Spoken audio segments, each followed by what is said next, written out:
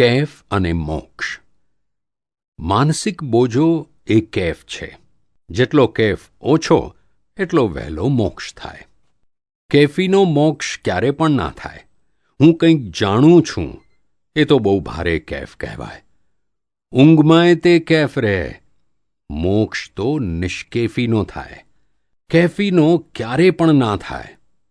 આ શાસ્ત્રો વાંચ્યા, ધારણ કર્યા તે મોક્ષના સાધન માટે કે કેફ વધારીને ભવોભવ રખડામણનું સાધન કર્યું? આ દારૂડિયાનો કેફ તો પાણી છાંટે તે તરત જ ઉતરી જાય. પણ હું કંઈક જાણું છું તે શાસ્ત્રો વાંચ્યાનો કેફ ક્યારે પણ ના ઉતરે. આ મોઢા ઉપર એક બાજરીના દાણા જેટલી ફોલ્લી થઈ હોય તો મોં અરીસામાં મોઢું જો કરે. કારણ તે માને છે કે હું જ ચંદુલાલ છું. તે દેહને પણ હું જ છું તેમ માને છે. તેથી મોં અરીસામાં જો કરે છે. પણ આ દેહ તમારો નથી. દેહ તો લફરું છે. કોઈ છોકરો છોકરીને લઈને ફરતો હોય તો બાપ કે, અલ્યા આ લફરું ક્યાંથી લટકાડ્યું? તે છોકરો કે, શું કહો છો? એ શું લફરું છે? તમે શું સમજો એમાં?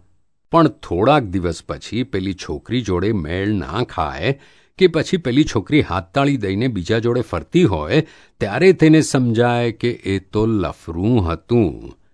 તેમ દેહ એ લફરું છે. દેહનો અનુભવ ગયો એટલે તે લફરુંએ ગયું. લફરું દગા વગરનું હોય જ નહીં. આ મનની, વાણીની ને દેહની શી ફસામણ છે? ફસામણ એટલે જેમાંથી છૂટવું હોય તો એ ના છૂટાય તે ફસામણ. બીજા શબ્દમાં ફસામણ એ જ લફરું. જ્યારથી જાણ્યું કે આ લફરું છે ત્યારથી છૂટવાના ઉપાયો ખોળ્યા કરે. પણ જો લફરાને જ પ્રિય કર્યું તો એ વધારે ને વધારે વળગતું જાય ને ભારે ઊંડી ફસામણ ઊભી થઈ જાય. લફરું એ તો રાગ દ્વેષને આધીન છે.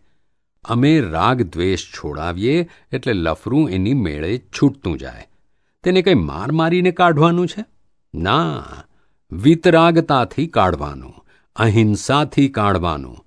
આ મન, વચન, કાયા એ લફરું છે. તેને જોયું ને જાણ્યું એટલે તે એની મેળે છૂટતું જ જાય.